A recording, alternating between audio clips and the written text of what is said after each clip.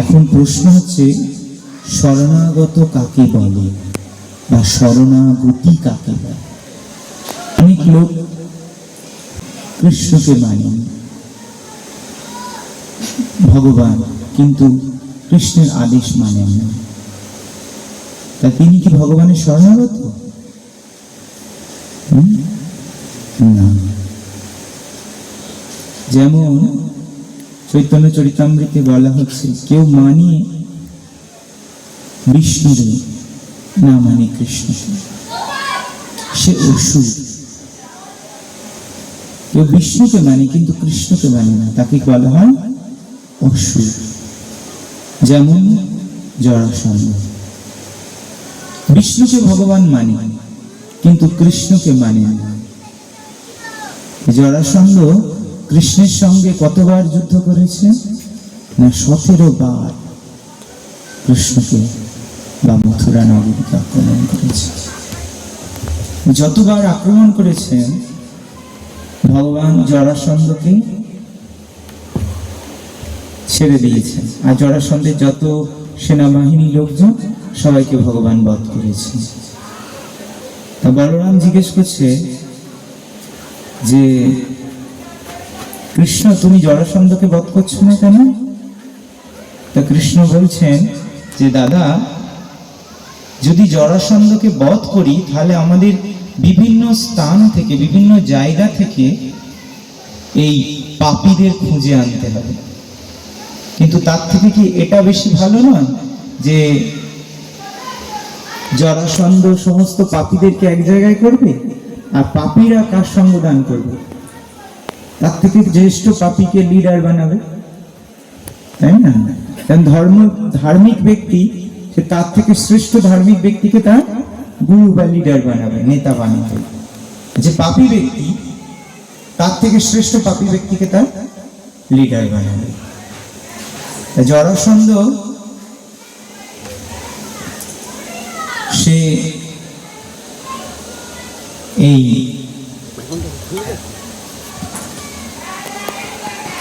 পাপীদের leader. তাই 17 বার সে বিভিন্ন সৈন্য লোকজনদেরকে নিয়ে আসতো, আর ভগবান সেই সেনাবাহিনীকে বধ করতেন। আর জরাসন্ধ আবার লজ্জায় সে ফিরে যেত। এইরকম কেউ মানে বিষ্ণুরে, না মানে কৃষ্ণ, সে অসুর। কেউ কৃষ্ণকে মানে কিন্তু শ্রী চৈতন্য মহাপ্রভুকে মানে না, সে অসুর।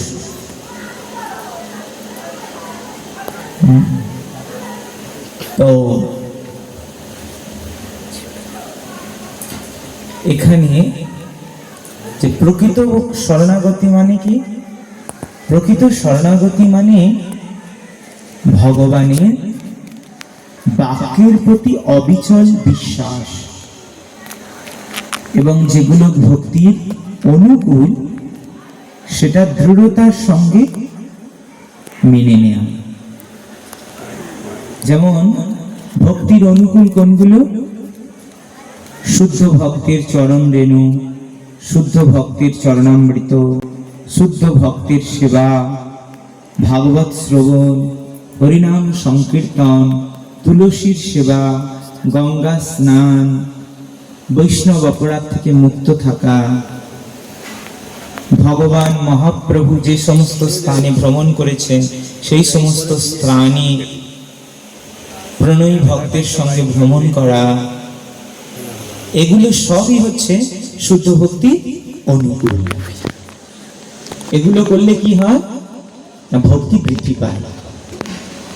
তাহলে কেউ যদি ভক্তি করতে চায় কি শরণাগতি, তাহলে এই গুণগুলো আগে, এই কার্যগুলো তাকে করতে হবে।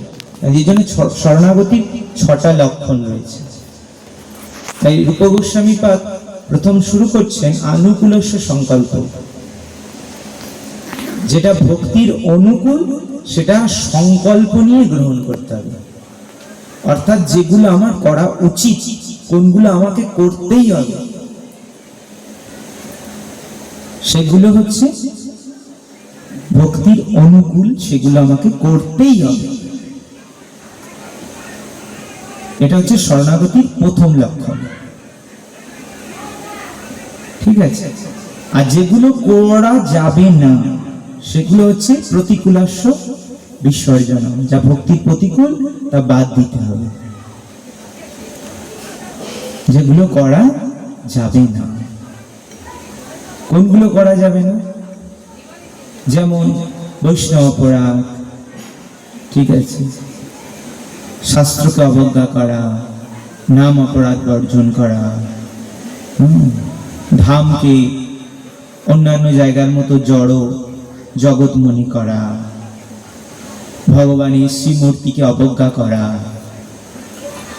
সেবা অপরাধ, নাম অপরাধ, বৈষ্ণব অপরাধ, ধাম অপরাধ, এগুলো সব ভক্তির প্রতিকূল। তাহলে এগুলো বর্জন করতে হবে। তাহলে ভক্তির অনুকূল যেগুলো সেগুলো গ্রহণ করতে হবে, আর ভক্তির প্রতিকূল যেগুলো সেগুলো বর্জন করতে হবে। করলে কি হবে?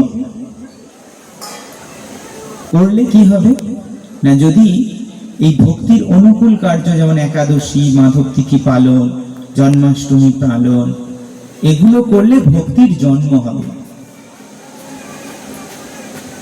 মাধব তিথি ভক্তি জননী যতনে পালন করি, কৃষ্ণ বর্ষতি বর্ষতি বলি পরম আদরে বলি। তাই মাধব তিথি হচ্ছে ভক্তির জননী। যেটা মাধব তিথি কোনগুলো? যেমন একাদশী ব্রত, জন্মাষ্টমী উৎসব, রাধাষ্টমী ব্রত, গৌর পূর্ণিমা, নিত্যানন্দ ত্রয়োদশী, বা বৈষ্ণবদের আবির্ভাব তিথি, তিরোভাব তিথি, এইগুলো যত্নের সঙ্গে পালন করতে হবে। করলে কি হবে? ভক্তি জননী, ভক্তির জন্ম হবে। ভক্তির জন্ম কোথায় হয়? হৃদয়ে। যেমন ইলেকট্রিক আছে, কিন্তু আপনি যদি সুইচ অন না করেন, লাইট বা ফ্যান চলবে? চলবে না। তাই জন্য শরণাগতি হচ্ছে সুইচের মতো। আপনি কৃষ্ণকে মানেন, কিন্তু যদি শরণাগত না হন, কৃষ্ণের কৃপা আসবে না। শরণাগতির অপর লক্ষণগুলো কি? তাহলে প্রথম লক্ষণ কি? আনুকূলস্য সংকল্প, যা ভক্তির অনুকূল সেগুলো আচরণ করতে হবে। দ্বিতীয় লক্ষণ কি? যা ভক্তির প্রতিকূল সেগুলো বাদ দিতে হবে। তারপর কি লক্ষণ আসবে না? দৈন, যদি এগুলো করে তখন নিজেকে পাপী মনে করতে হবে। যেমন ভগবানকে স্তুতি করার নিয়ম কি? ভগবানকে স্তুতি করার নিয়ম, প্রথমে ভগবানের মহিমা বর্ণনা করতে হবে। যেমন কর্দম ঋষি ভগবানকে যখন দেখলেন, বলছেন, হে কমললোচন হরি, আপনি আমার প্রণাম স্বীকার করুন, কেননা আপনাকে দর্শন করলে জীবের আর অন্য কিছু প্রাপ্তি বাকি থাকে না। আর আপনাকে দর্শন করে কেউ যদি জড় বস্তু প্রার্থনা করে, যে বস্তু নারকীয় জীবদেরও লাভ হয়, যারা নরকে যায় তাদেরও ওই জড় বস্তু লাভ হয়। সুতরাং জড় বস্তু লাভের জন্য যারা আপনার কাছে প্রার্থনা করে, নিরর্থক তারা সময়ের অপচয় করে। কারণ আপনার দর্শন পেলে আর কিছু প্রাপ্তির বাকি থাকে না, কারণ আপনি সব জানেন। এইভাবে ভগবানকে প্রথমে প্রশংসা করতে হয়, তারপরে কি করতে হয়? তারপর নিজেকে অযোগ্য প্রমাণ করতে হয়। আপনি এত দয়ালু, কিন্তু আমি অত্যন্ত পতিত, আমি অত্যন্ত পাপী, আমার মতো পাপী ব্রহ্মাণ্ডে নেই। তখন ভগবানের করুণা শক্তি জাগ্রত হয়। যখন কেউ নিজেকে পতিত রূপে মনে করে, তখন ভগবানের করুণা শক্তি জাগ্রত হয়। এই জন্য শাস্ত্রে বলা হচ্ছে যে পতিত পাবন হেতু তব অবতার। যদিও বাস্তবিকভাবে আমরা পতিত, কারণ কত পাপ কার্য করার পর আমরা ভগবানের সান্নিধ্যে আসার সুযোগ পেয়েছি গুরু গৌরাঙ্গ বৈষ্ণবের কৃপায়। কত জন্ম আমরা কৃষ্ণকে ভুলে রয়েছি, তাই না কি? বাস্তবিকভাবে আমরা পতিত, কিন্তু আমরা মনে করি না আমরা পতিত। আমাদের যদি একটু অর্থ হয়, একটু সম্মান থাকে, দু চারজন লোক আমাদের অনুগামী হয়, তখন আমরা কি মনে করি? না আমরা শ্রেষ্ঠ ব্যক্তি, কিন্তু বাস্তবিকভাবে সবাই দেহটি, তিনি শাহরুখ খান হন বা সালমান খান হন বা যত বড়ই সেলিব্রিটি হন না কেন, একসময় তার শরীরটি হয় আগুনে পুড়ে যাবে, নয় পোকাতে কুড়ে খাবে, নয় শৃগাল কুকুরে ছিঁড়ে খাবে। আর যদি প্লেন দুর্ঘটনা এরকম কোনো দুর্ঘটনায় মারা যায়, তার শরীরই পাওয়া যাবে না। তাহলে সবার পরিণাম কি? এর কোনো না কোনো একটাই হবে। তাহলে যত বড়ই ব্যক্তি কেন, খায় কুকুর বিষটায় পরিণত হবে, যদি শিয়ালের বিষটায় পরিণত হবে, যদি শরীরটা কোথাও ফেলে দেয়, কত সেলিব্রিটিদের মার্ডার করে ফেলে দিচ্ছে, সেই জায়গায় কি হয়, শরীরে পোকা হয়ে পোকারা শরীরটা টুকরো টুকরো করে খাবে, তাই না? পোকার বিষটায় পরিণত হবে। শরীরটা যদি আগুনে দিয়ে দেওয়া হয়, তাহলে আগুন শরীরটাকে ভক্ষণ করবে, তার ফলে ছাই পরিণত হবে। শরীরটা যদি মাটির তলায় সমাধি দেওয়া হয়, পুঁতে দেওয়া হয়, কবর দেওয়া হয়, তাহলে কি হবে? বিভিন্ন পোকা মাকড় শরীরটাকে কুড়ে কুড়ে মাটির সাথে মিশিয়ে দিয়ে খাবে এবং তাদের বিষটায় পরিণত হবে, তাই কি না? তাহলে সমস্ত যত বড়ই ব্যক্তি হোক, তার সমস্ত ব্যক্তির পরিণাম কি? হয় কুকুরের বিষটায় পরিণত হবে, নয় শৃগালের বিষটায় পরিণত হবে, নতবা পোকামাকড়ের বিষটায় পরিণত হবে, নতবা কৃমিকীটের বিষটায় পরিণত হবে, তাই না? নতবা পুড়ে ছাই হবে। কিছু না কিছু এরকম পরিণাম হবে। তো সেই জন্য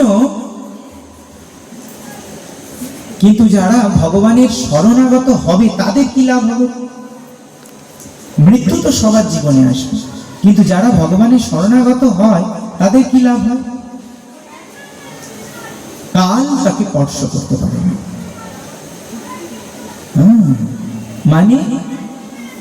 মানে হচ্ছে, এই যেমন ধ্রুব মহারাজের জীবনে যখন মৃত্যু আসলো, ধ্রুব মহারাজ ভগবানের চিন্তায় এমন লীন যে তার কোনো জ্ঞান নেই যে মৃত্যু এসে উপস্থিত হয়েছে। মৃত্যুদেবী মাথা নিচু করে বসে রয়েছে। ধ্রুব মহারাজ মৃত্যুদেবীর মাথার উপর পা রেখে বৈকুণ্ঠ থেকে রথ এসছে, বৈকুণ্ঠের রথে পা রাখলেন, সঙ্গে সঙ্গে চলে গেলেন। পরীক্ষিত মহারাজের 7 দিনে মৃত্যু, 7 দিন ধরে ভাগবত কথা শুনেছেন। তক্ষক দংশনে তার মৃত্যু আছে, তক্ষক এসে উপস্থিত। মহারাজ পরীক্ষিত তিনি দেখছেন, তিনি সুখদেব গোস্বামীকে জিজ্ঞেস করছেন যে, হে প্রভু, এবার আমি কি করব?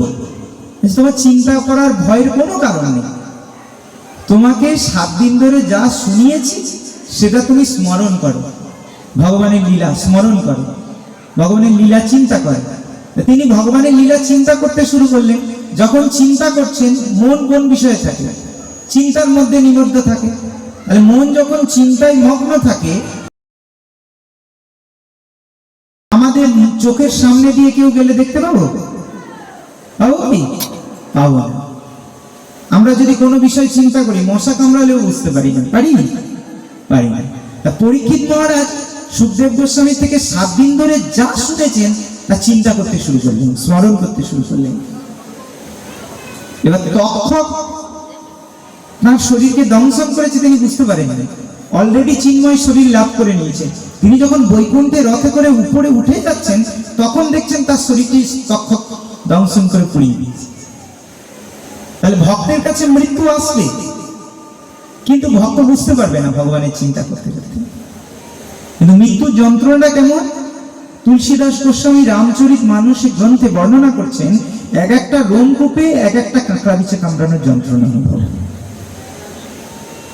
বুঝতে পারছেন? এক একটা রোমকূপে যদি এক একটা কাঁকড়া বিছে কামড়ানোর যন্ত্রণা হয়, তা কতটা কষ্টকর হবে, বোঝা যাচ্ছে? তা ভগবান, যারা ভগবানের ভক্ত, তাদের কাছে এই মৃত্যুর অবস্থা এমন কিছু যদি কমাতেও চলে যায়, তো তার কাছে ভগবানের স্মৃতি, ভগবানের চিন্তা, ভগবানের যে কথা, এই জন্য ভগবানের কথা শোনার নিরন্তর অভ্যাস করতে হয়, যাতে মৃত্যুর সময় এই স্মৃতি স্মরণ। যেমন মৃত্যুর সময় না আমাদের সমস্ত ইন্দ্রিয়গুলি আস্তে আস্তে নষ্ট হয়ে যায়, শুধু মনটা সক্রিয় থাকে, কান বধির হয়ে যায়, কানে কিছু শুনতে পাবেন না, মৃত্যুর কয়েক মুহূর্ত আগে এরকম হয়ে যায়। রিল দেখেছেন তো, সিনেমা, আগে সিনেমায় রিল যেত না, একটা একটা করে রিল যেত, সেই অনুসারে তাতে ফোকাস করতো আর পর্দায় ছবি দেখা যেত, তাই তো, বা ক্যামেরাতে এরকম রিল যেত।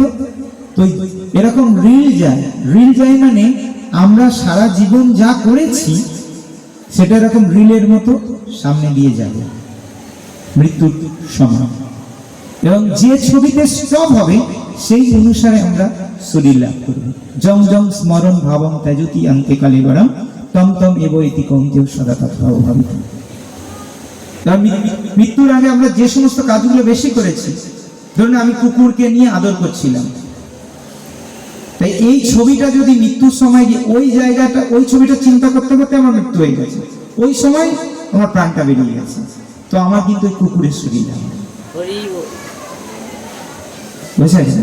তাহলে কেউ যদি সারা জীবন ধরে কৃষ্ণ ভাবনায় ভাবিত হয়, তখন তার মৃত্যুর সময় কিসের ছবি প্রকাশিত হয়? ভগবানের ছবি। তাহলে অনেক সুলভ। একটা সত্য ঘটনা বললি, শুনুন, গল্প শুনবেন তো। মায়াপুরের ঘটনা, দুইজন রাশিয়ান ভক্ত, ওনারা হচ্ছে স্নান করতে এসছেন মায়াপুর। গৌর পূর্ণিমার সময় তো প্রচুর বিদেশি ভক্তরা আসেন, গঙ্গায় স্নান করছেন। করতে করতে একটা ভক্ত তলিয়ে যাচ্ছিলেন এবং তার বন্ধু খুব চিৎকার করছে। মায়াপুরে খুব স্রোত গঙ্গা, আর মায়াপুর গঙ্গা একদিকে প্রবাহিত। যখন সে স্রোত দেখে খুব ভয় পেয়ে গেছে, এবার স্রোতে চলে যাচ্ছে তার বন্ধুটা, তখন সেই বন্ধুটা অন্যান্য মাঝিদেরকে ডাকছে। এবার যারা নৌকা চালায় তাদের আলাদা একটা অভিজ্ঞতা আছে কি করে বাঁচাতে হবে, তারা মানে কোনো ক্রমে অনেকক্ষণ খুঁজে খুঁজে তাকে তুলেছে, কিন্তু ততক্ষণে সে জল টল খেয়ে নিয়েছে। তো তখন সে সুস্থ হতে তার বন্ধুরা জিজ্ঞেস করছে, বন্ধু দুজনেই তো ভক্ত, মানে ভক্ত হয়েছে আর কি, দীক্ষাও নিয়েছে, যে তুমি যখন মারা যাচ্ছিলে তোমার কি মনে হচ্ছিল? বলে, বন্ধু আমার মনে হচ্ছিল খুব বাঁচার ইচ্ছা হচ্ছিল। বলছে, না বন্ধু তুমি ঠিক করে বলো, ওই মুহূর্তে তোমার কি মনে হচ্ছিল? বলছে, না আমার খুব কষ্ট হচ্ছিল এবং তীব্র বাঁচার ইচ্ছা হচ্ছিল। তুমি সত্যি করে মানে একদম পারফেক্ট বলো, ঠিক মৃত্যুর মুহূর্তে যখন তোমার মনে হচ্ছে আমি এক্ষুনি মৃত্যুবরণ করবো, তখন তোমার কি মনে হচ্ছিল? বলছে, আমি একটা কথা বলবো, কাউকে বলবে না তো? বলে, না বলো। বলে, আমি ভক্ত হওয়ার আগে একটা সাবান কিনেছিলাম, সেই সাবানের বাক্সয় একটা মেয়ের ছবি ছিল। তো আমি ওই সাবানটা যখন খুলি তখন ওই সাবানের বাক্স ওই ছবিটা কিছুক্ষণ দেখছিলাম, আর মৃত্যুর সময় আমার যখন মনে হচ্ছিল এক্ষুনি মারা যাবো, তখন ওই ছবিটা আমার চোখের সামনে এসে উঠেছে। তাহলে এর থেকে আমরা দৃষ্টান্ত শিক্ষা পেলাম কতটা কৃষ্ণ ভাবনামৃত প্র্যাকটিস করতে হবে, তবে মৃত্যুর সময় কৃষ্ণের চিন্তা আসবে। তারা কিন্তু এখন ভক্ত হয়ে গেছে, দীক্ষাও নিয়েছে, পূজ্যপাদ শ্রীমৎ জগতের গুরু মহারাজের শিষ্য। কিন্তু এরকম ঘটনা বুঝে গেছে, কেননা আমরা বহু বছর জাগতিক কর্মে যুক্ত আছি, তারপরে ভক্তি জীবনে আসি, তার রেসটা কিন্তু আমাদের মধ্যে থেকেই যায়। তো সেই জন্য ভগবানের শরণাগত হতে হবে। ভগবানের শরণাগত হলে ভগবান কন্ডিশন, শর্ত রেখেছেন, যদি কেউ আমার শরণাগত হয় আমি তার সমস্ত পাপ গ্রহণ করব। তাই শরণাগত হতে গেলে তার 6টা লক্ষণ আছে। কি করে বুঝবো যে ইনি শরণাগত হচ্ছেন? অনেকে ভগবানকে মানেন কিন্তু ভগবানের আইন মানেন না, নিয়ম মানেন না। ভগবান যে বলেছেন যা খাবে আমাকে দিয়ে খাও, অনেকে ভগবানকে মানে, প্রণাম করে, কিন্তু ভোগ লাগাতে চায় না। তারা মনে করে ঠাকুর ফল খায়, তাই তো, ঠাকুর ফল খায়, মিষ্টি খায়, অন্ন তো সবই ঠাকুর খায়, তাই নয় কি? মনে করেন কি না? ভগবান যে বলছেন পত্রম পুষ্পম ফলম তয়ম এবং জমি ভক্ত প্রযচ্ছতি তদহং ভক্ত পরিতম অস্নামি প্রযতাত্মম। ভক্ত যদি প্রীতি সহকারে যা কিছু দেবে, পত্র পুষ্প ফল সব আমি গ্রহণ করব। এবং ভগবান বলছেন যত করসি যত নাসি যুদু হসি দদাসি যত তপস্যসি কমতে তৎ কুরুষ্য মাদার্পণ। যত জুহসি তুমি যত স্নাসি তুমি যা খাও যজ্ঞ করো তপস্যা করো সবকিছু আমাকে অর্পণ করো, ভগবান বলছেন গীতাতে। তাহলে প্রকৃত শরণাগত কাকে বলে? যিনি ভগবানের নিয়ম মেনে জীবনযাপন করেন, যেগুলো ভক্তির অনুকূল সেগুলো মেনে জীবনযাপন করে তাকে বলা হয় শরণাগত। যে যত কঠোরভাবে ভগবানের আইন মেনে চলবে সে তত বেশি শরণাগত, তার পাপ তত বেশি নষ্ট হবে, তার কর্মফল তত বেশি নষ্ট হবে। কর্মফল থেকে মুক্ত হওয়া যায়? হ্যাঁ যায়। কর্মাণি নির্বহতি কিন্তু চ ভক্তি পাওয়া যায়। ভগবত ভক্তির ফলে কর্মফল থেকে মুক্ত হওয়া যায়। ব্রহ্মা বলছেন, ব্রহ্মস্বামী তাকে মুক্ত হওয়া যায়। কিরকম ভক্তি করতে হবে? ভগবানের নিয়ম অনুসারে নিজেকে পরিচালনা করতে হবে। তো সেই জন্য প্রথম শরণাগতির প্রথম লক্ষণ কি? আনুকূলস্য সংকল্প, অর্থাৎ যা কিছু ভক্তির অনুকূল সেগুলো করতে হবে। একটু আগেই আমরা বললাম ভক্তির অনুকূল কোনগুলো? শুদ্ধ ভক্তকে প্রণাম করা, তার চরণ ধুলি, তার চরণের জল মাথায় সিঞ্চন করা, চরণামৃত গ্রহণ করা, তুলসী সেবা, গঙ্গা স্নান করা, জপ করা, গুরুদেবের আদেশ মেনে চলা, পাপ কর্ম ত্যাগ করা, তাই না? প্রসাদ খাওয়া, ভগবানের মগলারি করা, দর্শন আরতি করা, সাধু সঙ্গে হরিকথা শ্রবণ করা, আমি লীলা করেছেন সেই ধামগুলো দর্শন করা, যা পাবো তা গ্রহণ করা, এগুলো সব শুদ্ধ ভক্তি অনুকূল। আর শুদ্ধ ভক্তির প্রতিকূল কোনগুলো? কৃষ্ণ ভক্তি ছাড়া বাকি যে কথা শোনা, যেমন উপন্যাস পড়া, কৃষ্ণ ভক্তির বিরুদ্ধে যে কথা, নিউজ পেপার পড়া, অন্যের বিষয়ে চর্চা করা, পরচর্চা, পরনিন্দা করা। যখন আমরা অন্যের নিন্দা করি তখন ওই ব্যক্তির পাপ আমাদের হৃদয়ে পর্যবসিত হয়। একবার একজন ব্রাহ্মণ তিনি যাচ্ছিলেন, তো তিনি একটা সুন্দরভাবে মহাপ্রসাদের আয়োজন করেছিলেন, সবাই প্রসাদ পাবে। তা সেখানে পায়েস বানানো হচ্ছিল পরমান্ন, আর একটা পাখি মানে সাপটাকে মেরে উপর দিয়ে নিয়ে যাচ্ছিল। যখন উনি পরমান্ন বানাচ্ছিলেন ওই সাপের মুখ থেকে বিষ টোপে টোপে ওই পায়েসে পড়েছে। এখন পরমান্ন রান্না হয়েছে, উনি দেখতে পাননি, উপর দিয়ে নিয়ে যাচ্ছিল, বুঝতে পারেননি। তো রান্না হয়ে গেছে, ভোগ নিবেদন হয়েছে, এবার সবাইকে বিতরণ করা হয়েছে। যারা যারা পায়েস খেয়েছে সবাই মারা গেছে। এখন জম্বুদ এসেছে, যে রান্না করেছে সেও তো জানে না, যে বিতরণ করেছে সেও জানে না, যে পায়েস খাওয়ার জন্য আয়োজন করেছে সেও জানে না, যারা খেয়েছে তারাও জানে না। এখন জম্বুদগণ এসে কনফিউজড যে কাকে এই পাপটা দেয়া যাবে, কে এই পাপের অধিকারী। তখন এসে যমরাজ এসছেন, যমদূতরা তো ফিরে গেছেন। যমরাজ এসে দেখছেন যে কাকে এই পাপটা দেওয়া যায়। হঠাৎ একজন ব্রাহ্মণ আসছিলেন, তো তখন একজন মাতাজি তিনি কলে জল আনতে এসছেন। কলে দেখবেন সারা গ্রামের খবর আলোচনা হয়, তাই না? তো সে এসে যখন উপস্থিত হয়েছে কলের কাছে, তো বলছে, মা এখানে কোনো ভক্তদের গৃহ আছে? বলছে, ওই যে ওখানে আছেন, যান যান, মানে মহান ভক্ত, হ্যাঁ, জেলে না বিষ খাইয়ে মারে। তখন যমরাজ ধরে ফেললেন যে কাকে বিষ খাওয়ানো পাপের ফলটা দিতে হবে। ওই যতজন লোক মারা গেছে, রান্না করার পাপ, বিষ দিয়ে পরমান্ন রান্না করার পাপ, বিষ বিতরণ করার পাপ, ঠিক আছে, এবং যে এই সমস্ত খরচা করেছিল, সেই খরচা করার জন্য বিষ রান্নার খরচাতে সহায়তা করেছে, সেই সমস্ত পাপের ফল ওই বউটার লাগে। যমরাজ বলছে এর ঘাটটা কি, ব্যাস চিত্রগুপ্ত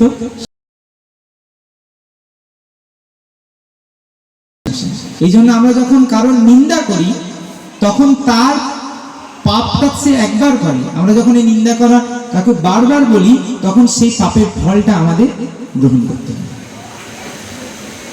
চৈতন্য মহাপ্রভুকে লাভ করা অত্যন্ত সরল, আবার অত্যন্ত কঠিন। কেন? মহাপ্রভু বলছে নিন্দা না করে কারো, সদা কৃষ্ণ কৃষ্ণ বলে, অজয় চৈতন্য সে জিনবে সকলে। যদি কেউ চৈতন্য মহাপ্রভুকে লাভ করতে চায় তাহলে তার কারো নিন্দা করা যাবে না, আর কারো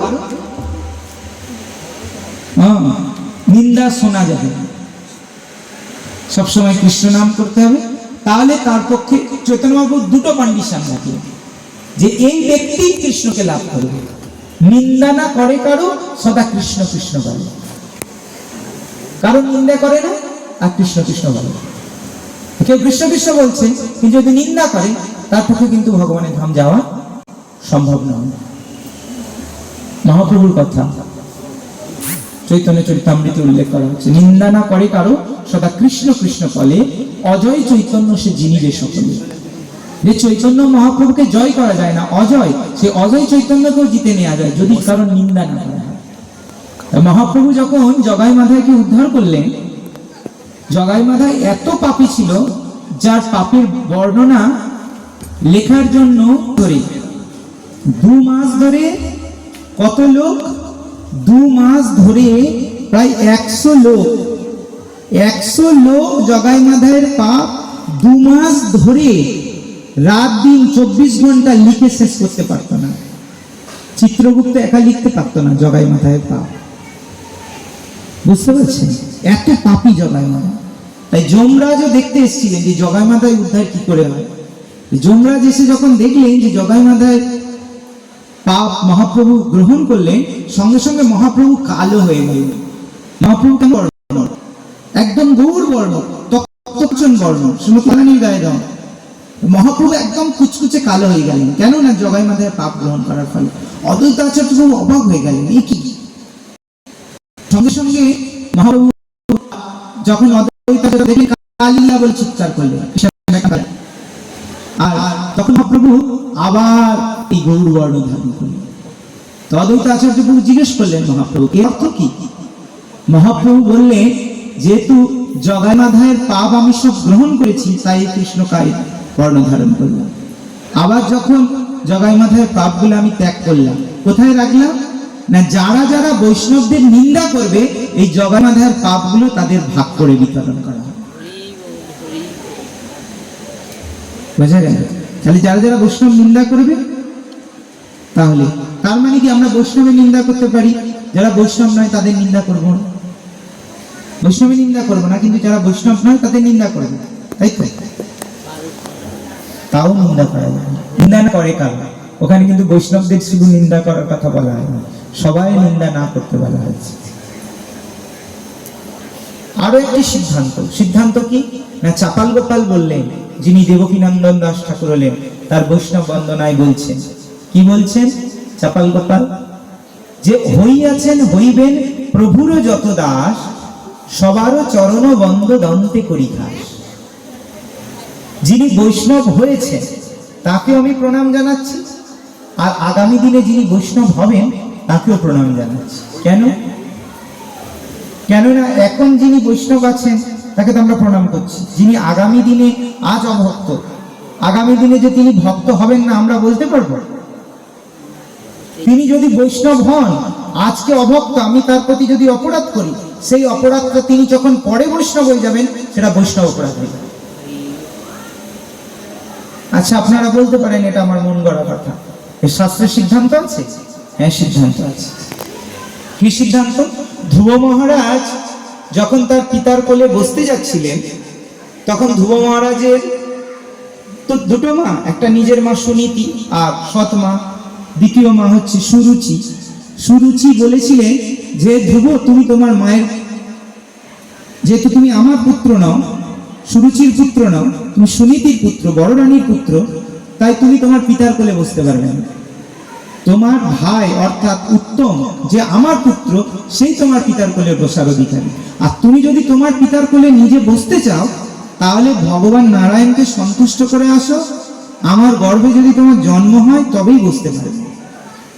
ধ্রুব মহারাজ রেগে গেলেন, ফুপিয়ে ফুপিয়ে কাঁদছে। তা ভাগবতে বর্ণনা করছেন সুখদেব গোস্বামী যে কিরম ভাবে বলছে, একটা সাপকে লাঠি দিয়ে আঘাত করলে সে যেভাবে ফোঁস ফোঁস করে, ধ্রুব বালক কিন্তু ক্ষত্রিয় পুত্র, তার হৃদয় তেজ আছে, এইভাবে ফোঁপাচ্ছে। কেন ফোঁপাচ্ছে? মা নাই সৎ মা, বাবা তো নিজের, বাবা তো কিছু বলতে পারতেন যে উত্তম এক কোলে বসুক ধ্রুব, তুই আর এক কোলে বস, কিন্তু বাবাও কিছু বলেননি। যে কারণে ধ্রুব মহারাজের প্রচন্ড রাগ হয়েছে। তখন তিনি চলে গিয়ে তার নিজের মায়ের কাছে গেছেন।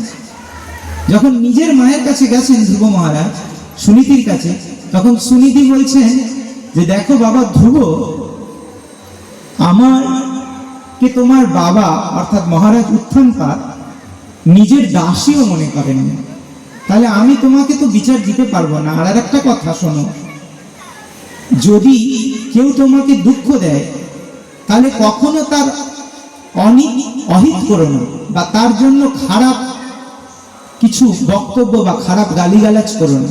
কেন? কেননা যে কাউকে দুঃখ দেয়, প্রকৃতি বা ভগবান নিজেই তাকে সেই দুঃখের জন্য তাকে পীড়িত করে। তাই তোমার বিমাতা যদিও কথাটা খুব কঠিন বাক্য প্রয়োগ করেছেন, কিন্তু এটা সত্য।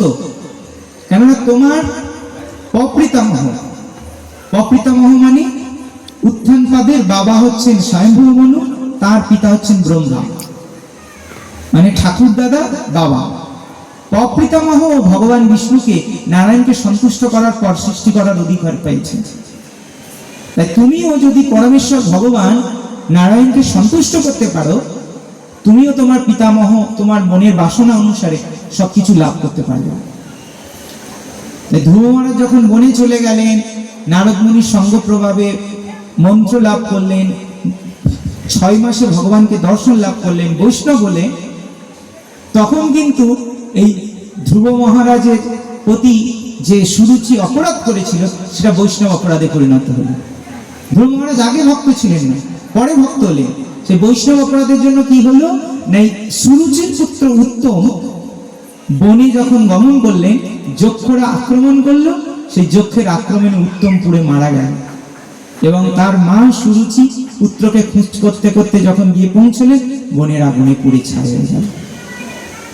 সেই জন্য চাপাল গোপাল বা দেবকীনন্দন দাস ঠাকুর বলছেন, হইয়াছেন হইবেন প্রভুর যত দাস, সবার চরণবন্ধ দন্তে করি হাস। যিনি ভক্ত হয়েছেন তাকে তো প্রণাম করছি, আর আগামী দিনে যিনি বৈষ্ণব হবেন তাকেও প্রণাম করছি। আমরা জানি না কে বৈষ্ণব হবেন, এই জন্য কারণই নিন্দা করা যাবে না। বুঝে গেল? তাই নিন্দা না করে কারণ সদা কৃষ্ণ কৃষ্ণ বলে, অজয় চৈতন্য সে জিনিবে সকলে। যে চৈতন্য মহাপ্রভুকে জেতা সম্ভব না, সেই চৈতন্য মহাপ্রভুকেও জিতে নেবে যদি কারণ নিন্দা না করে, শুধু কৃষ্ণ নাম করে। তো সব থেকে বেশি মিষ্টি লাগে নিন্দা করতে, তাই না? মালপোয়া খাওয়ার পর মালপোয়া খেলে ঢেকুর ওঠে, অম্ল হয় জানি, কিন্তু স্বাদটা ছাড়তে পারি না। এইরকম আমরা অন্যের সবকিছু ভালো, লোকের বাড়ি খেয়েও আসি, কিন্তু এটা না ঠিক হয় না, তাই না? ঢেকুর তুলতে তুলতে বলা মানে কিছু একটা বলবে। এই জন্য কখনো এত কিছু খাইয়েছে সেই খাওয়ার প্রশংসাটা নেই, কিন্তু যেটা ভালো লাগেনি সেটা নিয়ে বলতে শুরু করবে। আমাদের দৃষ্টিভঙ্গিটা এরকম, তাই না? এটা হচ্ছে নিন্দা। এইগুলো নিন্দা করা হচ্ছে ভক্তির কি প্রতিকূল। নিন্দা করা বা অবৈষ্ণবের সঙ্গ করা, ভক্তির বিরুদ্ধ কার্য করা, ঠিক আছে? তারপর অভক্তের সঙ্গ করা, অতিরিক্ত আহার করা, অতিরিক্ত সঞ্চয় করা, অতিরিক্ত লোভ করা, এগুলো সব ভক্তি প্রতিকূল। এমনকি সাদিষ্ট ভোজন, নিজের ইচ্ছা অনুসারে ভগবানকে ভোগ লাগিয়ে প্রসাদ খাওয়াও ভক্তি প্রতিকূল, সেও একটা হয়। যেমন আমার রাত্রেবেলা পাস্তা খেতে ইচ্ছে হচ্ছে, তাই ভগবানকে রাত্রে পাস্তা খাওয়াচ্ছে, এটা ভক্তির অনুকূল নয়, এটা ভক্তির প্রতিকূল। নবীন অবস্থায় ঠিক আছে, কিন্তু ভগবানের যেটা ভালো লাগে সেটাই ভগবানকে নিবেদন করতে হবে। ভক্তিবিনোদ ঠাকুর বর্ণনা করেছেন লুচি, চিনি, সরপুরি, লাড্ডু, রসাবলি, তাই না? যেমন জগন্নাথ পুরীতে অন্য কিছু ভোগ লাগবে না, জগন্নাথ যা যা পছন্দ করেন সেই 56 ভোগ লাগবে, সেটাই ভক্তদের খেতে হবে। আমরা ভগবানের দাস না ভগবান আমাদের দাস?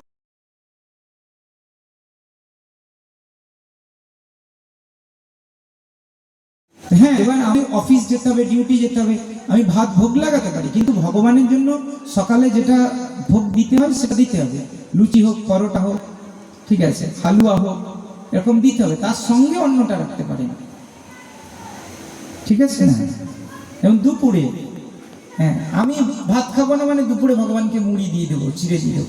হ্যাঁ, ভক্তরাও করছে এরকম অনেক বাড়িতে, এরকমটা না মানে, তাই না? তাহলে কি আমরা ভগবানের দাসত্ব স্বীকার করলাম? বললাম। তাই তুয়া ভক্তি প্রতিকূল যে যে কার্য হয়, পরম যতনে তাহা ত্যাজিব নিশ্চয়। ভক্তিবিনোদ ঠাকুর বলছেন, তুয়া ভক্তি প্রতিকূল যে যে কার্য হয়, পরম যতনে তাহা ত্যাজিব নিশ্চয়। যা ভক্তির প্রতিকূল তার যত্নের সঙ্গে ত্যাগ করতে হবে। যেমন মহাপ্রভু যখন গুন্ডিচা মার্জন করছিলেন, কিরকম করে মার্জন করছিলেন? সবাই ঝাড়ু দিচ্ছে, মহাপ্রভুও ঝাড়ু দিচ্ছেন, জগন্নাথ এসে থাকবেন, তো ঝাড়ু দিয়ে দিয়ে সমস্ত ভক্তদের ধুলি এক জায়গায় করা হচ্ছে, যা হচ্ছে মহাপ্রভুর একা ঝাড়ু দিয়ে তার থেকে বেশি ধুলি জমা করছে। আর মহাপ্রভু সেই ধুলিগুলো কি করছে? এরকম আঁচলে করে, উত্তরিতে করে, মহাপ্রভুর উত্তরিতে করে তুলছে। পরম যতনে তাহাতে জীবন নিশ্চয়। কেন পরম যত্নের সঙ্গে ত্যাগ করতে হবে? এরকম উত্তরিতে করে, মহাপ্রভুর গায়ের উত্তরিতে করে সেগুলো তুলে নিয়ে পাঁচিলের ওপারে ফেলে দিচ্ছে। কেন না? যাতে অনুকূল বায়ুর দ্বারা আবার পুনরায় ধুলোগুলো ওই মন্দিরের ভিতরে প্রবেশ না করে। তাহলে আমরা যেগুলো ত্যাগ করেছি সেগুলো সাধু সঙ্গের ওপারে ফেলে রাখতে হবে, আর সাধু সঙ্গ দিয়ে ঘিরে রাখতে হবে, যাতে সাধু সঙ্গের মধ্যে না ওই বদগুণগুলো প্রবেশ করে যায়। যেমন আমার মোবাইল দেখার অভ্যাস আছে, আমি মোবাইল দেখছি, কিন্তু ওই অভ্যাসটা ত্যাগ করতে পারি না, এখন জব করতে করতে মোবাইল দেখছি, বুঝে গেল? তাহলে কি করতে হবে? সাধু সঙ্গের আগে যেটা করতাম সেটা সাধু সঙ্গের ওপারে ফেলতে হবে, পাঁচিলের ওপারে। সাধু বলেছেন মোবাইল দেখে জপ করা যাবে না, গুরু মহারাজ বলেছেন মোবাইল দেখে জপ করা যাবে না, তাহলে ধ্যানপূর্বক জপ করতে হবে। তাহলে সাধু সঙ্গ মানে গুরুদেবের বাক্যের মধ্যে থেকে জপ করতে হবে। মোবাইল লেখার প্রবণতাকে ওই বাক্যের ওপারে রাখতে হবে, মানে পাঁচিলের ওপারে রাখতে হবে। তাহলে কিন্তু ও আর সুযোগ পাবে না ভিতরে প্রবেশ করার, মায়া ভিতরে প্রবেশ করার সুযোগ পাবে না। এই জন্য যা ভক্তির অনুকূল তা পরম দৃঢ়তার সঙ্গে, নিষ্ঠার সঙ্গে পালন করতে হবে, আর যা প্রতিকূল, ভক্তির প্রতিকূল, বিরুদ্ধ, তা যত্নের সঙ্গে ত্যাগ করতে হবে,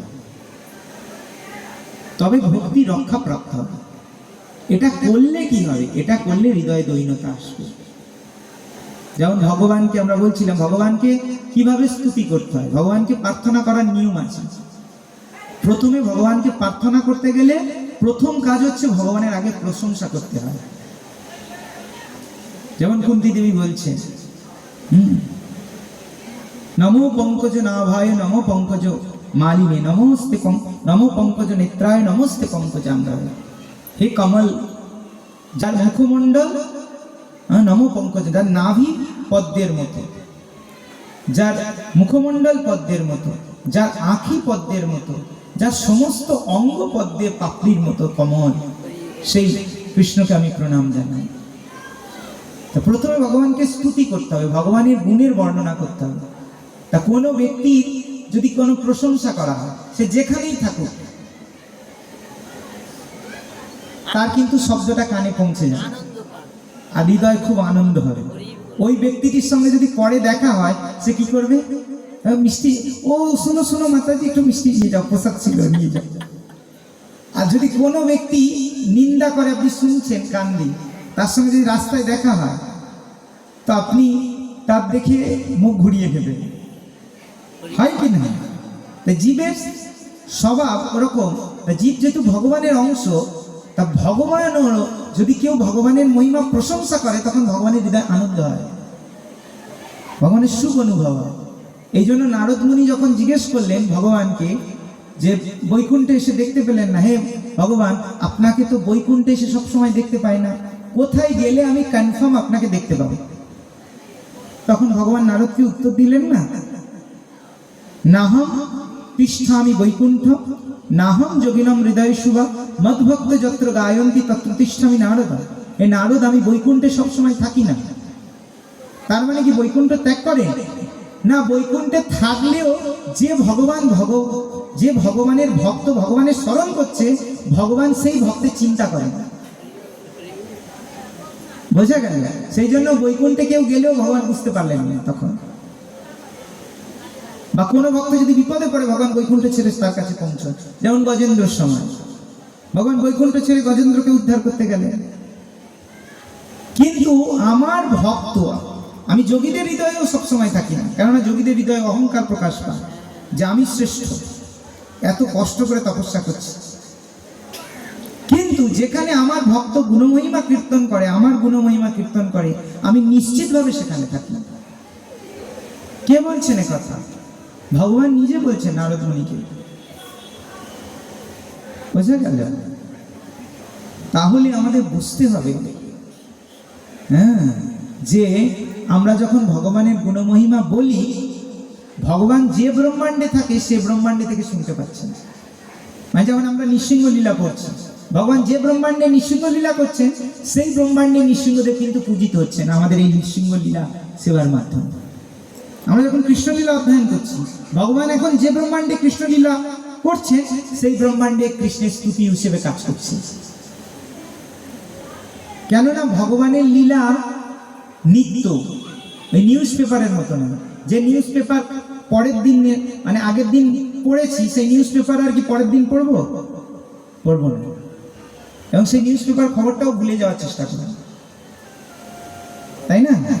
কারণ আমাদের কাছে নতুন কাগজ আসবে, হিট সংবাদ, হিট নিউজ, সেটাই আমরা আপডেট। কিন্তু ভগবানের কথা বা ভগবানের লীলা এরকম নয়, এটা নিত্য। নিত্য মানে এই লীলাগুলো যেগুলো ভাগবতমে রয়েছে সেগুলো নিত্য, বিভিন্ন বিভিন্ন ব্রহ্মাণ্ডে ভগবান সেই লীলাগুলো চলছে। যখন আমরা সেই লীলাগুলো কীর্তন করছি, সেই ব্রহ্মাণ্ডে সেই ভগবান সেই লীলার দ্বারা পূজিত হচ্ছে। ভগবদ গীতায় 8 অধ্যায় 70 নম্বর শ্লোকে ভগবান বলছেন যে হে অর্জুন, যারা আমার আর তোমার এই কথোপকথন আলোচনা করে তাদের এই জ্ঞানরূপ যজ্ঞের দ্বারা আমি পূজিত হই। বলছেন না ভগবান? 8 অধ্যায় 70 নম্বর শ্লোকে বর্ণনা করেছেন। তার মানে কি, এটাও পূজা এক প্রকার। ভগবানের কথা বা ভগবানের লীলা যখন আমরা আলোচনা করি, এর দ্বারা ভগবানকে স্তুতি করা হয়। তাই ভগবানের কাছে কিছু চাইতে গেলে আগে ভগবানের স্তুতি করতে হয়।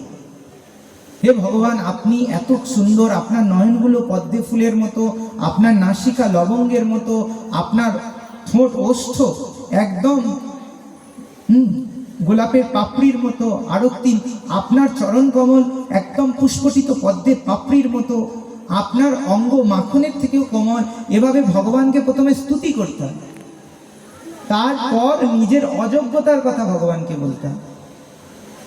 হে ভগবান, আমি কত পতিত, এই জগতে যদি কেউ সব থেকে পতিত থাকে সে আমি, কেননা পতিত পাবনে হয়তো তব। বোঝা গেল? তারপর নিজে যে পতিত, কি ভাবে পতিত সেটা তুলে ধরতে হয়। যেমন আপনার নামে রতি হয় না, আপনার নামে রুচি হয় না, আপনার নাম করতে করতে আমার হৃদয়ে এত বিষয় বাসনায় আতুর যে বিষয়ের চিন্তা এসে যায়। আমি এতই জঘন্য পাপী যে আমি জন্ম জন্মান্তর কত পাপ করেছি, সেই কারণে আপনার নাম আমার জিহ্বায় সবসময় উচ্চারণ হয় না, আমার স্মৃতিতে আপনার লীলা আসে না, আমি কত পাপী। এইভাবে নিজেকে অযোগ্য বলে ভগবানের কাছে উপস্থাপন করতে হয়। তারপর যেটা চাইছি সেটা প্রার্থনা করতে হয়। তাহলে ভগবানকে প্রার্থনা করতে গেলে 3টে স্টেপ লাগে। প্রথম স্টেপ কি? ভগবানের স্তুতি করতে হবে। দ্বিতীয় পর্যায়ে নিজেকে অযোগ্য সেটা প্রমাণ করতে হবে। তৃতীয় পর্যায়ে আমার যেটা ইচ্ছা সেটা ভগবানকে প্রার্থনা করতে হবে। এইভাবে ভগবানের কাছে কিছু চাইতে হবে, ঠিক আছে? যেমন ডাইরেক্ট কোনো ধনী ব্যক্তি, মহান ব্যক্তি, দাদা আমার একটা বাড়ি দিয়ে দিন তো, বলতে পারবেন? হ্যাঁ, আপনি আপনার এমএলএ কে কি বলতে পারেন, দাদা আমাকে একটা বাড়ি দিন তো, বলতে পারবেন? এভাবে প্রথমে তার স্তুতি করতে হবে, দাদা আপনি তো অনেক দয়ালু, সবাই কত কিছু দিচ্ছেন, তা আপনি যদি আমার দিকটা একটু দেখেন, আমি খুব গরিব মানুষ, আমি থাকতে পারি না, আমার ছালে জল পড়ছে। তারপর বলবে কি চাই তোমার, যে আমি যদি একটা বাড়ির ব্যবস্থা করে দেন, কি না? তাহলে জড় জগতেও কোনো ব্যক্তিকে সন্তুষ্ট করতে গেলে আগে তার স্তুতি করতে হবে, তারপর নিজের যোগ্যতা প্রদর্শন, নিজের অযোগ্য যে আমি কত প্রতি 10 হয় সেটা উপস্থাপন করতে হবে। আর প্লাস্টিক চাইতে গেলে ওরকম করতে হবে, কনসেপ্ট হবে কি না? তাহলে ভগবানকে ডাইরেক্ট বলা যাবে। এটার জন্য কি লাগবে না, শরণাগতি। হ্যাঁ, তা সাধারণ জীব ঠিক মনে করে ভগবানকে ওই ধূপটা একটু ঘুরিয়ে দেয়, ভগবান আমার ছেলেটাকে ভালো রেখো, তাই তো? ওভাবে কি ভগবানকে করা যায়? প্রসন্ন করা যায় না। কিন্তু ভগবান কত দয়ালু, তাও স্বীকার করে। কিন্তু তবুও আমাদের ক্রম অনুসারে ভগবানের প্রার্থনা করা শিখতে হবে, তাই না? তাহলে এইটা করলে তার ফলে কি আসবে, যখন নিজেকে পতিত অযোগ্য এরা মনে করবে যে আমি কি ছিলাম, ভগবানের কৃপার ফলে আজকে কি খাচ্ছি, আমি কত অখাদ্য কুখাদ্য খেতাম, আজকে ভগবানের কৃপার ফলে, ভক্তদের করুণার ফলে আজ আপনার উচ্ছিষ্ট ভোজন করতে পারছি, এটা আমার জীবনে কত সৌভাগ্য। সেটা শুধুমাত্র সম্ভব হয়েছে আপনার ভক্তদের করুণার প্রভাবে। তাহলে আমি তো জানতাম না যে আপনার প্রসাদ খাওয়াই জীবনের ব্রত। হ্যাঁ, প্রসাদ গ্রহণ করছি, তো এটা অনুভব হবে। তার ফলে এটার মাধ্যমে এটা কি প্রকাশ পাচ্ছে, দৈন্যতা। তাহলে প্রথমে ভক্তির অনুকূল যেগুলো সেগুলো করতে হবে, তারপর ভক্তির প্রতিকূলগুলো ত্যাগ করতে হবে, তার ফলে আমাদের হৃদয়ে কি আসবে, দৈন্যতা আসবে। শরণাগতির 3 নম্বর লক্ষ্য দৈন্য, মানে আমি সব থেকে খারাপ। তাহলে যদি ভগবান কি জন্য এই জগতে এসছে, পতিত পাবন হেতু তব অবতার, সব থেকে পতিত ব্যক্তি আমি। তাহলে যদি উদ্ধার পেতে পাওয়ার কেউ থাকে, তাহলে কি আগে উদ্ধার পাবে? আমি, কেন সব থেকে পতিত আমি। কিন্তু বিষয়টা হচ্ছে এখানে আমরা পতিত, কিন্তু মনে করি না যে আমরা পতিত। মুখে বলি আমরা খুব পতিত। এই পঞ্চপ্রদীপের তাপটা যদি আমি সিনিয়র ভক্ত আমাকে না দিয়ে যে জুনিয়রকে দেখায়, তো আমাদের মনে হয় জানে না, আমাকে দিল না, তাই না? আমরা পতিত, কিন্তু মনে করতে পারি না যে আমরা পতিত। হৃদয়ে অভিমান আছে। অভিমানটা কেন না, পূর্বের পাপ কর্মের ফলস্বরূপ।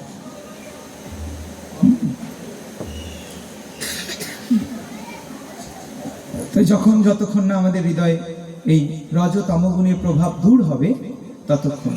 রজতম গুণের প্রভাব দূর করতে গেলে কি করতে হবে, নষ্ট প্রায় সভদ্রেষু নিত্যম ভাগবত সেবা, নিত্য ভাগবত সেবা করতে হবে। মানে নিত্য ভগবানের কথা শ্রবণ কীর্তন করতে হবে, আর ব্যক্তি ভাগবতের সেবা করতে হবে। এই দুটো একসঙ্গে চালাতে হবে। ব্যক্তি ভাগবতের সেবা করলে কি লাভ হয়, যখন ভাগবত শুনি আর ব্যক্তি ভাগবতের সেবা করি, তখন আমাদের হৃদয়ের যে অনর্থগুলো, এই যে অসৎ বাসনা বা পাপ কর্মের ফল, সেইগুলো তার কাছে সঞ্চারিত হয়, এবং সেই ভক্তের ভক্তির প্রভাবে, ভক্তি হচ্ছে আগুনের মতো, এই অনর্থগুলো যখন তার সেবা, আমরা যখন তার সেবা করি, তার কাছে পৌঁছই অনর্থগুলো, আর তার ভক্তির প্রভাবে সেই অনর্থগুলো পুড়ে নষ্ট হয়ে যায়। এই জন্য ভগবানের ভক্ত খুব তাড়াতাড়ি পবিত্র হয় কিভাবে, ভকত সেবা পরম সিদ্ধি প্রেম নীতিকাণ্ড, যা চরম দৃষ্টান্তকে নারদ মুনি, তাই তিনি মাত্র 4 মাস সাধুদের সেবা করেছিলেন আর তাদের উচ্ছিষ্ট গ্রহণ করেছিলেন, যার ফলে তিনি ভগবানকে দর্শন পেয়েছিলেন না। এই জন্য যদি কেউ ভক্তদের সেবা করে, কোন ভক্তকে সেবা করতে হবে, উপদেশামৃতের 5 নম্বর শ্লোকে রূপ গোস্বামী পাদ বলছেন যে যিনি ভগবানের নাম করছেন, মনে মনে তাকে আদর করতে হবে। নাম কীর্তন করছে, জপ করছে, যিনি বিগ্রহ সেবা করছেন, দীক্ষা নিয়ে পূজা অর্চনা করছেন, তাকে প্রণাম করতে হবে। আর যে ভক্ত অন্যের নিন্দাদি শূন্য হয়েছে, মানে যে ভক্ত অন্য কারোর নিন্দা করে না, সেই ভক্তের সেবা করতে হবে। ঠিক আছে? আমরা বৈষ্ণব সেবা মানে বুঝি সবাইকে খাওয়ানো, এরকমটা নয়। যে ভক্ত অন্যের নিন্দাদি শূন্য হয়েছেন, এই ভক্তের সেবা করলে আমাদের হৃদয় দ্বিত জ্ঞান প্রকাশ হয়। বুঝা গেল? এবার মহাপ্রভু শুদ্ধ ভক্তের সংজ্ঞা কি দিচ্ছেন? মহাপ্রভু উত্তম ভক্তের সংজ্ঞা দিচ্ছেন শাস্ত্রযুক্তি সুনিপুণ, শাস্ত্রযুক্তিতে সুনিপুণ, দৃঢ় শ্রদ্ধা যার, উত্তম অধিকারী সে, তারও এই সংসার। যিনি শাস্ত্র যুক্তি দিয়ে কোনো বিষয়কে খণ্ডন করতে পারে এবং ভগবানের দৃঢ় শ্রদ্ধা, সেই ব্যক্তি এই সংসার থেকে মুক্তি লাভ করবে। সেই ভক্তকে উত্তম অধিকারী ভক্ত বলে। আর রূপ গোস্বামীপাদ বলছে কোন ভক্তের সঙ্গ করতে হবে উত্তম ভক্ত? তার দৃষ্টিভঙ্গিতে যিনি অন্য ভক্তের নিন্দাদি শূন্য হয়েছে, যে নিন্দা করেন না, শোভনও করেন না অন্যের নিন্দা। এই প্রকার ভক্তের সেবা করলে আমরাও নিন্দাদি শূন্য হব। আমরা যদি কনিষ্ঠ ভক্তের সঙ্গ করি, কনিষ্ঠ স্তর পর্যন্ত যাব। আমরা যদি মধ্যম ভক্তের সঙ্গ করি, মধ্যম স্তর পর্যন্ত যাব। আর আমরা যদি উত্তম ভক্তের সঙ্গ করি, উত্তম স্তর পর্যন্ত যাব। বোঝা গেল? এই জন্য ভক্তিতেও বিচার করতে হবে কোন স্তরে আমি আছি, সেই অনুসারে আমার সেরকম ভক্তের সঙ্গ করতে হবে। এটা হচ্ছে ভক্তির অনুকূল। এবং কেউ যখন এই শ্রবণ কীর্তন করবে, শ্রবণ কীর্তন করার জন্য সে যখন চাকরি করে, ব্যবসা করে, যখনই সময় পায় সেই সময়টুকু সে চেষ্টা করে অন্য কাজে সময় না নষ্ট করে যে ভগবানের কথা শুনতে যাবে। যখনই সময় পাবে, যেখানেই হরিকথা হবে শুনতে চলে যাবে। তদা রজস্তম ভাব কাম লোভ দয়স্ত যে চেতত এতৎ অনাবিদ্ধিম স্থিতম সত্য প্রসিদ্ধি। ভগবান বলছেন এই শ্রবণ কীর্তনের রতিযুক্ত ভক্তের হৃদয়ে ভোগ বাসনা ভগবান দূর করেন। সবার হৃদয়ের ভোগ বাসনা ভগবান দূর করেন না। কেউ শুনতে এসছেন আমার পুণ্য হবে, কেউ শুনতে এসছেন ওখানে প্রসাদ খাওয়াবে, যাই একটু খাওয়াও হবে ভালো, কেউ শুনতে এসছেন কি হচ্ছে ওখানে দেখি, কেউ শুনতে এসছে কে এসছে দেখি, বিভিন্ন জন বিভিন্ন ভাবনায় আসে। কিন্তু সবার হৃদয়ের ভোগ বাসনা দূর করবেন না ভগবান। ওখানে ভাগবতে এই আমি যে কথাটা বলছি অ্যাসিটিস লেখা রয়েছে, শ্রবণ কীর্তনের রতিযুক্ত ভক্তের হৃদয়ের ভোগ বাসনা ভগবান দূর করেন। বোঝা গেল? তদা রজস্তম ভাবা, তার হৃদয়ের এই কাম ক্রোধ লোভজাত রজ এবং তমগুণের প্রভাব যখন ভগবান দূর করে দেবেন, তখন তার হৃদয়ে সত্যগুণের অধিষ্ঠান হবে। আর যখন তার হৃদয়ে সত্যগুণের অধিষ্ঠান হবে, তখন তার হৃদয়ে এই ভাগবত আসিতে হবে। সত্যগুণে না আসলে জীব বুঝতে পারবে না কোনটা উচিত কোনটা অনুচিত। যে কসাই মুরগির পর মুরগি কেটে চলছে, তার কি মনে হয় যে সে পাপ করছে? পরমাত্মা প্রথমে বলবে যে ওটা ঠিক নয়, কিন্তু করতে তারা মনে হবে। বুঝে? জীবন তো আছাড় মেরে মেরে দিয়ে তার আঁশু ছাড়িয়ে মটি দিয়ে কেটে মানুষের কাছে দিয়ে দিচ্ছে। যে মাছ ছুঁড়ে তার কি মনে হচ্ছে যে ওর কষ্ট হচ্ছে? মনে হচ্ছে না। কিন্তু একটা ভক্ত ওটা দেখতে পাচ্ছে না, সহ্য করতে পারছে না। কিসের তফাৎ? চেতনার তফাৎ। মানুষ দেখতে, কিন্তু কিসের তফাৎ? চেতনার তফাৎ। একজন বদ্ধ চেতনায় রয়েছে, একজন মুমুক্ষু চেতনায় রয়েছে, তাই না? তাই এই জন্য এই যে ভক্তি ক্ষেত্রে আমাদের তো আমি সে দৈন্য হয়ে যাবে যে আমি কত পাপী ছিলাম। ভক্ত যখন পূর্বের কথা চিন্তা করবে যে আমি পূর্বে এই সমস্ত কাজ করেছিলাম, তখন তার কি মনে হবে? যে আমি খুব পাপী, তাই না?